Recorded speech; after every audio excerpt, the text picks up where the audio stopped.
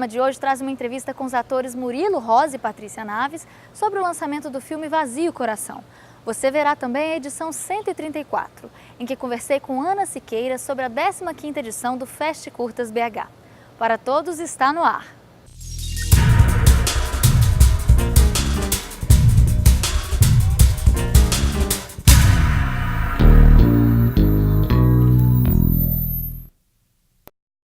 Eu não explorei a morte da minha mãe. Explorou. Explorou, sim. A finalidade era uma só. Vender discos, vender shows e tudo mais. Neste comércio que vale qualquer coisa para faturar. Pai, pelo amor de Deus. Eu só quis colocar pra fora um sentimento que tava me sufocando, entende? Eu só quis desabafar, sei lá, espantar os fantasmas. O filme Vazio Coração guarda uma particularidade. Seu roteiro foi feito em função da locação, o grande hotel da cidade de Araxá, em Minas Gerais. O diretor, Alberto Araújo, havia filmado um curta-metragem nesse grandioso hotel e se encantou com o espaço. No programa de hoje vamos saber mais sobre esse lançamento. Para Todos está no ar.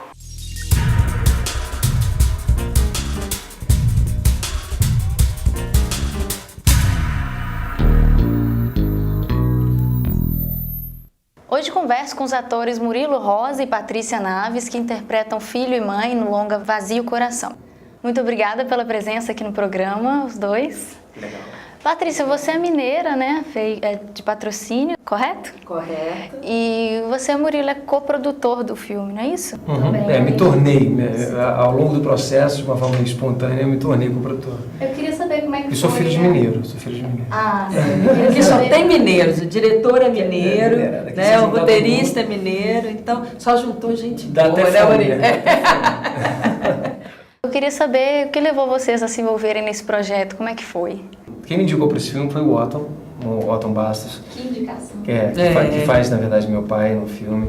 Eu já tinha feito um outro longa com ele chamado Orquestra dos Meninos e estava fazendo uma novela com ele, Desejo Proibido, e ele me falou do filme. Aí depois o Alberto me ligou, a Débora Torres, eles me ligaram e começamos aquele namoro, né? Aquele namoro do início, que a gente não sabe direitinho o que vai acontecer. Porque cinema, assim, eu estou inaugurando agora a minha produtora, né? Meu escritório, que é uma produtora chamada Mar Produções. Eu tenho lá, assim, 9 filmes para estar envolvido. Então, desses 9, de repente, tem filme que nunca vai acontecer, nunca vai ter o dinheiro, a verba. Cinema é sempre assim, ele precisa de incentivo e de entusiasmo, né? Então, alguns, infelizmente, não vão acontecer. E esse filme, eu recebi o convite, me mostrei, Roberto, quer fazer? Eu falei, quero fazer, quero cantar ao vivo, a condição é essa, vamos embora, tudo. Aí, de repente, alguns anos depois, ele me liga e fala, vai rolar o filme. Então, aí eu falo, opa, vai rolar. Então, aí começamos. Aí a coisa do coprodutor foi ao longo do processo, né? Foi outra fase aí que eu me encaixei nessa parte, mas foi um convite que eu estou muito feliz, assim, feliz com o resultado. Estamos fazendo essas maratonas aí de pré-estreias. Goiânia foi um sucesso louco. E eu tinha visto, né, o filme só no computador, né, assim, na fase da montagem, tudo. O filme ficou muito bonito, assim. Brasília, a pré-estreia ontem à noite foi muito bacana e hoje estamos aqui em BH, acho que vai ser bom. Sim, tem umas passagens em Brasília também, né? E no seu caso, Patrícia, como é que foi? Bom, eu sou mineira e sou também conterrânea do Alberto. E ele já tinha me falado antes do filme, da vontade. Esse filme foi um filho, né, que teve a gestação e culminou no parto. E ele tinha me falado da possibilidade de fazer a mãe do Murilo e coincidiu com a... Mãe gata dessa, né? Mãezona dessa. E assim, foi uma afinidade muito boa, né, Murilo? Nossa, o filho dele faz ele mais novo. O Lucas, que foi a coisa mais linda. Foi fazer uma visita lá no Grande Hotel e aí fez uma participação no filme. Não, e uma boa participação, extremamente espontânea, e se deu muito bem comigo, a gente ficou, né, Na realidade, você trabalhava e se divertia. Eu acho que isso é extremamente importante, né? Você curtir o que você está fazendo. E o personagem, embora apareça só em flashback, é um personagem que exala muito a questão do sentimento maternal. Sabe? Que é isso que pega, né? A relação dela com o filho e com o marido. Ela era uma esposa extremamente presente e dedicada. Mãe, o avião está sempre à sua disposição. Eu sei, filho, mas é que tá chovendo muito. Eu fico super insegura nesses aviões pequenos, né? Relaxa, dona Carolina, relaxa. Daqui a pouquinho a senhora está aqui no Rio. Eu não vou receber esse prêmio se a senhora não estiver do meu lado. E você já fez várias mães ao longo da carreira aí. Exatamente. Inclusive, na época, eu tinha acabado praticamente de fazer Viver a Vida, que eu fazia mãe do Tiago Lacerda. Depois fiz também mãe do Thierry Figueira. Todo mundo quer ser... As mulheres todas querem ser minhas noras. Fala assim, nossa senhora, mas que filhos. Eu falei, a matriz é boa. Sabe? Mas tô na expectativa. Então essa mãe foi uma mãe diferente, né? No caso, uma mãe de celebridade. E foi um ponto novo, além dela ser o ponto central também da trama, né? Exatamente. Dela que surge, apesar de ter só nesse flashback e tudo, dela que surge aí o enredo todo, né? Pelo pouco que eu vi, estou hoje aqui na expectativa, que ainda não vi no telão, mas me encheu os olhos no quesito da relação familiar, sabe? Do resgate de todos aqueles sentimentos bons que reúnem uma família, né? Porque hoje em dia, né, Murilo, tem tanta... O filme é uma homenagem à família, né? Eu acho que o cara é um cara bem sucedido na profissão, mas ele é um apaixonado pela família, ele não desiste da família. Mas ele perder a mãe e se sentir culpado por isso é uma coisa que mata ele por dentro, né? E ele está tentando resgatar uma parte importante dele, que é o pai, né? Então, acho que o filme é um alerta também, né, para as pessoas que todo mundo tem dificuldade a relação das relações familiares, né? Exatamente. Não é uma coisa simples, né? Então, muita gente vai se identificar com o filme porque, sei lá, enquanto você tem o pai, enquanto você tem a mãe, você tem que valorizar, né? Então, sempre há tempo de você falar, desculpa, me perdoa, e porque tudo passa, uma hora tudo passa, né? Como diz uma das letras das músicas, né? Vale a pena você correr atrás disso, porque um dia vai passar e depois você vai falar assim, poxa, eu podia ter feito de outra forma. Meu filho, você mata esses velhos de saudade, meu filho. Oh, meu filho. Não é nada disso. A gente vai assumindo compromisso quando vê, tá no meio de um furacão. Eu falei pra sua avó, se esse menino vier fazer show aqui em Uberlândia e não aparecer aqui em casa, eu mato ele. E eu penso que essa trama toda se reflete também na música de Hugo Cari, né? Que tipo de músico é esse?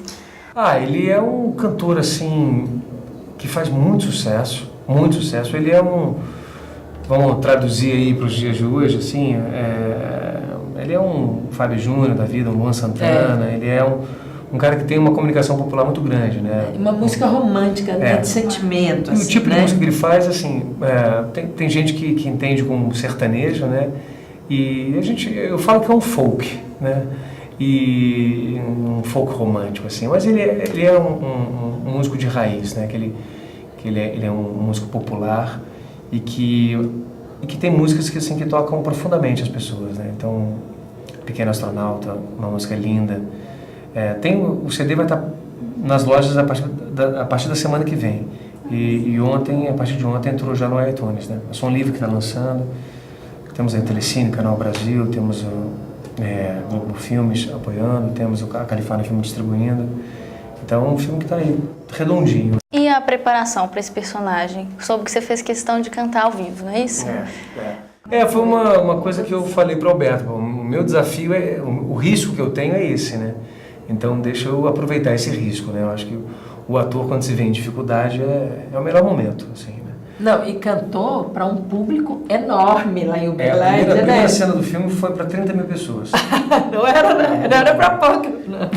E aí todo mundo foi no playback, né? A banda que eu levei, como a gente entrou no meio do show do Bruno Marrone, Então a banda do Hugo Karen não tinha tempo, a gente não tinha tempo de modificar o equipamento. Então se sentou ali no equipamento que tinha, então e botou o playback da parte instrumental. E eu tive que ir lá cantar ao vivo, né? Então foi uma loucura, foi muito bom, foi uma experiência gostosa, assim. E a experiência de cantar, na verdade, eu acho que eu não faço ali malabarismo vocal, né? Não é The Voice, né? Que eu acho lindo o programa, mas não é isso, eu nem sei fazer isso. Ali a gente vai pela coisa que eu acredito ser o mais importante num cantor, que é o sentimento, né?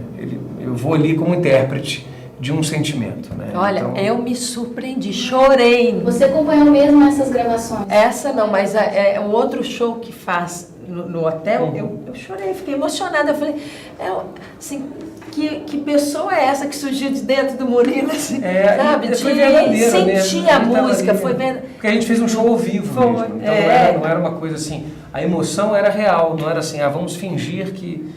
Tem situações do filme, inclusive, você viu o filme, né? Sim. Então no final do filme, eu não posso contar o final do filme, né? Mas tem um momento lá no fim, tem um momento do filme que ninguém sabe o que está acontecendo. Quem está lá, o público que está assistindo o show, eles não sabem o que vai acontecer, não é uma coisa combinada. E aí o que acontece um negócio lá, vocês vão ver, que fica todo mundo assim, dá um silêncio, que as pessoas não estão entendendo o que está acontecendo.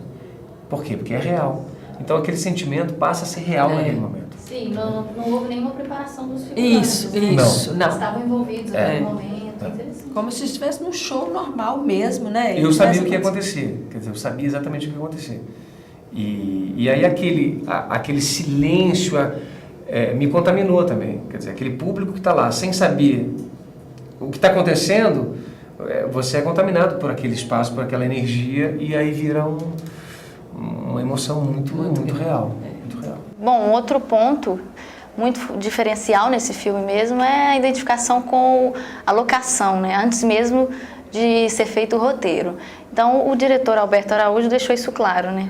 O Grande Hotel o encantou mesmo. E no caso de vocês, como é que foi? O lugar influenciou na atuação? Você acha que... Não, assim, para mim não. O que influenciou mais, talvez, tem umas ruínas lá no filme. Aquele espaço, sim, é um espaço... Mas o Grande Hotel em si, não, assim. É um hotel lindo, um espaço lindo, mas não influenciou diretamente na interpretação. A mim já influenciou porque o meu personagem é muito ligado à época do tempo áureo ali do hotel. Né? Por isso também, das termas, quando ele era pequeno. Então, eu tenho algumas situações, o meu figurino é mais da época, e eu sou encantada, realmente. Ele é muito bonito. É lindo, hotel, é lindo. Sabe? E ter a oportunidade de mostrar para as pessoas, né, o hotel, porque ele está lá, mas tem muita gente que não sabe a relíquia que tem, né, lá em Araxá. Hugo, por que seu pai não quis ficar pro show? Tá brincando, né? Hugo, ele acabou de colocar as malas no carro e saiu. Pois um vazio coração pode parar. Bom, eu gostaria de saber também como é que foi a interação com os outros atores, além de ser entre vocês dois. Tem um elenco aí maravilhoso, né? Lima Duarte, participação de Lima Duarte, Otton Bastos, Larissa Maciel, entre outros grandes aí. Como é que foi o entrosamento? Já haviam trabalhado anteriormente, juntos? Já, eu acho que eu não tinha trabalhado com você, né? Não. Foi a primeira vez, né? Acho que a Larissa... O Oscar, você tinha trabalhado? Oscar eu trabalhei depois que a gente fez uma novela, fizemos Salve Jorge juntos. Eu acho que o Oscar foi a primeira vez e a Larissa também. Agora o Lima eu tinha trabalhado e o Otton também, já fiz alguns trabalhos com eles. Eu acho que o elenco, esse filme é um filme de atuação, é um filme de atores, né? A trama é uma trama direta, né? Uma trama que depende exatamente dos atores. Tem plano de sequência no filme, né? Tem momentos ali que são os atores, né? Tem uma cena grande ali que sou eu, o Otton, eu, Lima e a Beth, que tá tudo acontecendo ali e a câmera parada mostrando, entendeu? Então, eu acho que o mérito desse filme é a gente conseguir esse sentimento, essa verdade, sem muitos truques. É real o que está acontecendo ali. Tem um momento de um abraço do meu personagem com o personagem da Beth Mendes. É um abraço tão especial, é um abraço. Mas você vê que as pessoas se emocionam com aquilo. Há pouca interferência mesmo, né? Assim, a cena é... Acho que o filme tem esses méritos, né? Assim, o filme não tem palavrão, não tem nudez, não tem violência explícita. Nada violência,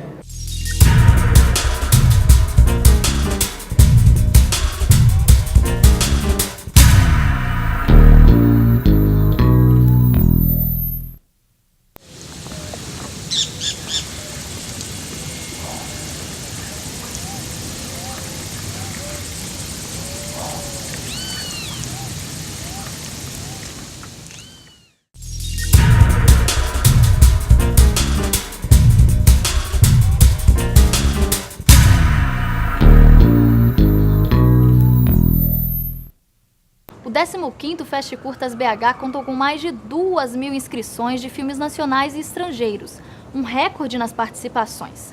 Após o resultado dessa edição, os filmes vencedores vão percorrer aproximadamente 20 cidades mineiras numa mostra itinerante de março até agosto de 2014. No programa de hoje, vamos conversar mais sobre esse evento.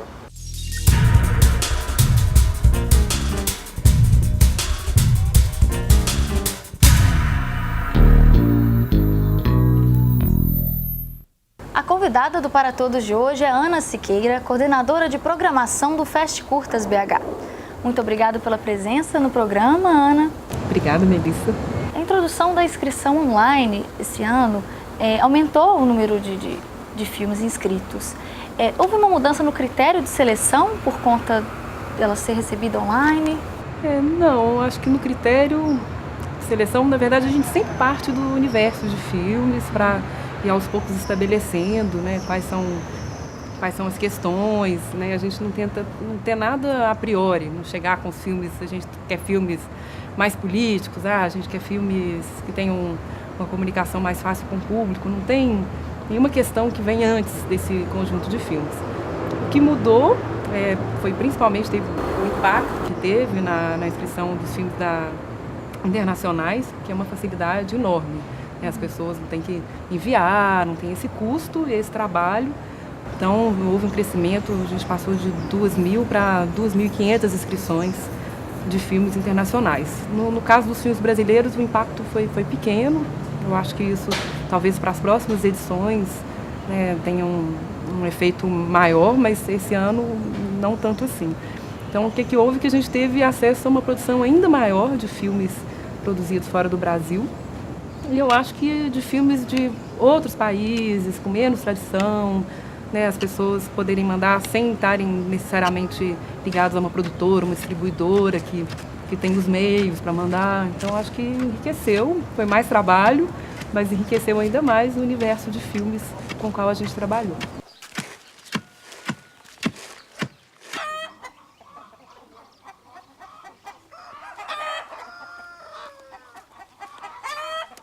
E dentro desse universo, como foi pensada a divisão das mostras? Juvenil, maldita de animação, como foi isso? Dos filmes inscritos, né, derivam a maior parte das mostras. Então já são mostras tradicionais, a gente não teve nenhuma alteração para esse ano.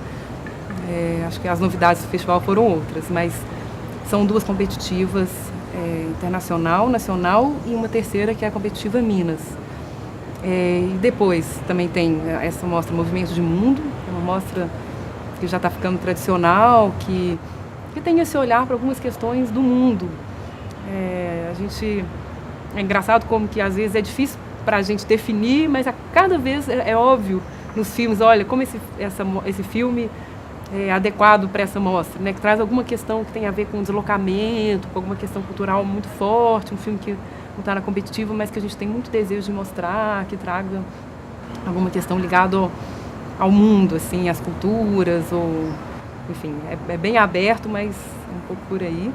Tem a Mostra Juventude, que é filmes, por um lado, que tem jovens, muitas vezes retratados, e por outro lado, a gente imagina que sejam filmes bons para jovens assistirem, mas de forma alguma são filmes feitos exclusivamente para jovens. Eu acho que é uma mostra muito bonita sempre, a Mostra de Juventude. Tem uma produção feita com jovem, voltada para jovem, que cresceu muito no Brasil e fora. E é uma mostra para todo mundo ver. A intenção não é restringir, né? Não, não é restringir. Assim, eu acho até que é bom a gente insistir nisso, que não é feita para os jovens, não são filmes mais juvenis, são filmes que têm essa temática, mas que são muito ricos.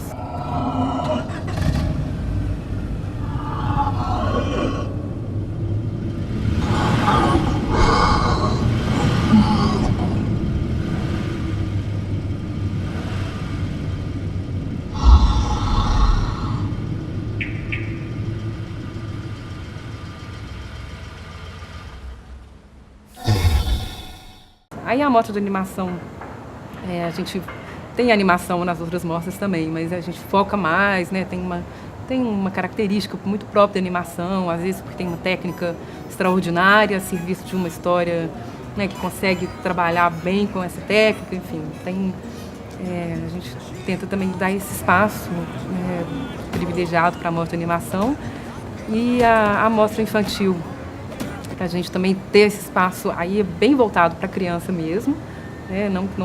São filmes que podem ser vistos por adultos, mas tem esse agendamento com escola para aproximar esse universo infantil do festival.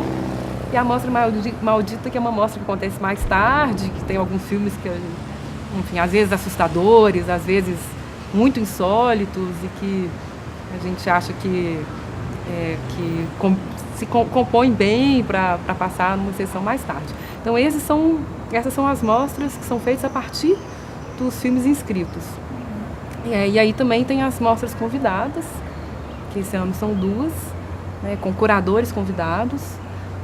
Uma mostra foi curada pela Nicole Brenez. A Nicole Brenez é professora da Universidade Paris III, é também curadora de cinema de vanguarda da Cinemateca Francesa desde 96, uma pessoa que tem uma importância enorme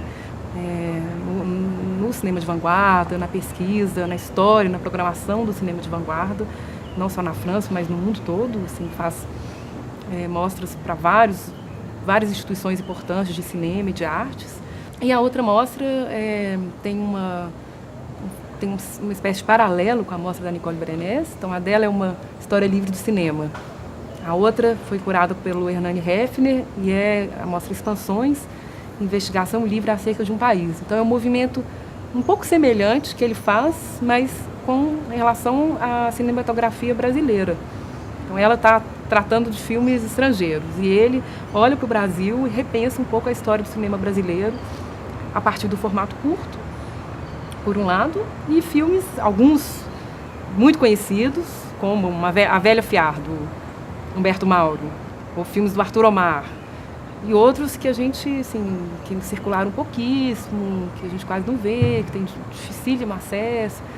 E além das mostras, o festival desse ano conta com os cursos. Um deles vai ser ministrado pela Nicole e o outro pelo Odirley Queiroz. Como foi a organização desses cursos? O que eles vão oferecer?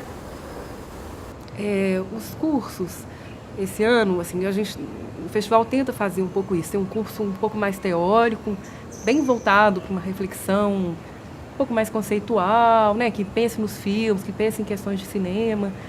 E que não é exatamente um curso prático, porque os alunos não vão realizar um filme, mas que tenha questões práticas, pensando em questões práticas do cinema, decisões, procedimentos mais concretos no cinema. Então a Nicole Brenez, ela vai dar esse curso, que é um curso mais teórico, essa reflexão acerca da história do cinema, né, acerca de uma política e do que moveu até hoje, né, essa história que é feita oficialmente e o que fica à margem, né, o que não aparece ali, que constitui também a história do cinema, e ao mesmo tempo pensa a história do mundo, né, porque são filmes que têm uma ligação muito forte com história, com arquivo, nem sempre são filmes de arquivo, mas isso é uma questão recorrente. Então é uma reflexão em torno disso, esse é o curso que ela vai dar e é intimamente ligado à mostra, né, a gente vai ter os cursos.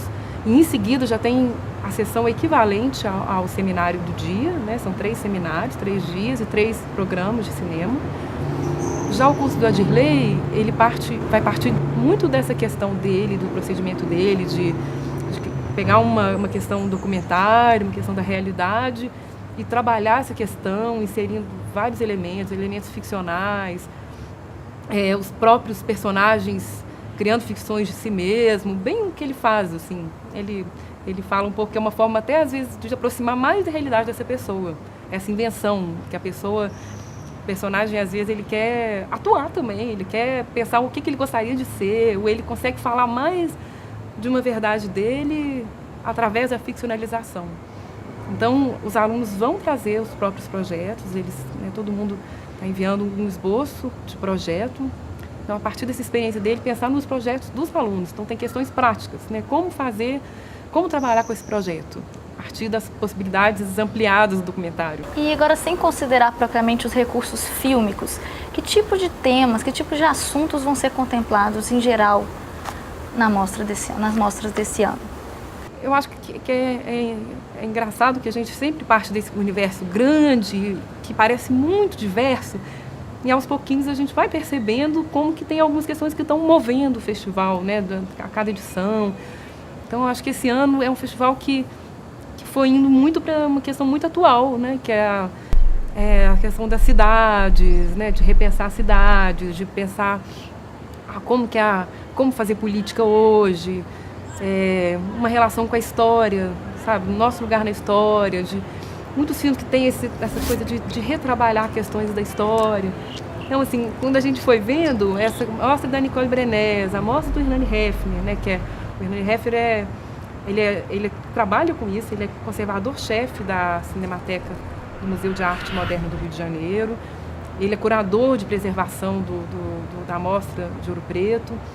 Então, é alguém muito profundamente ligado à preservação, à história do cinema, mas também com um olho no presente, né? Como que o presente joga essa luz para o passado retorna para o presente. Então, eu acho que essas questões que são super atuais, de repente a gente foi se dar conta, elas estavam não só nessas mostras especiais, mas nas mostras em geral. É bom quando a gente vê, sabe, os filmes chegando e gente, inclusive, muito nova fazendo isso. E ver o quão conectado o cinema, claro que não todo o cinema, né, mas uma parte do que há de relevante feito no cinema está muito conectado com o mundo, com a história e com o presente e com o desejo do porvir também.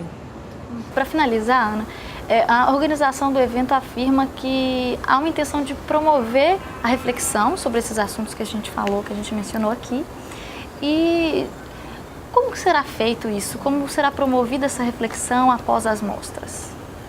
A gente fica tentando criar formas de facilitar, né? Assim, de estimular e facilitar, favorecer o encontro, a discussão, né? Uma reflexão.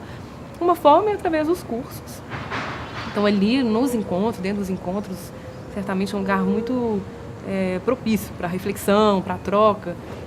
Depois das sessões, principalmente das sessões da Competitiva Brasileira e da Minas, em todas elas vai ter debate com as equipes dos filmes, então também tem esse espaço ali já pensado para debater.